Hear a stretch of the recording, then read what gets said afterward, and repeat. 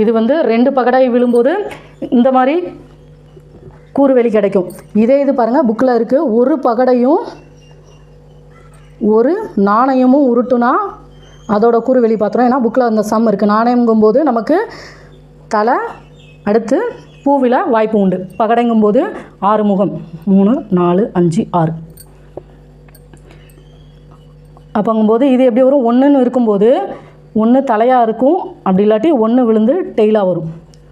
அடுத்து 2ங்கும்போது 2H 2T, 3H 3T, 4H 4T, 5H 5T, அடுத்து 6H 6T. இதுக்கு மொத்தம் இது என்ன வரும்? 6, இது 2, 6 × 2 6 2 12. இதுக்கு வந்து 36 மொத்த விளைவுகளின் எண்ணிக்கை. இதெல்லாம் நல்லா ஞாபகம் வச்சுக்கோங்க.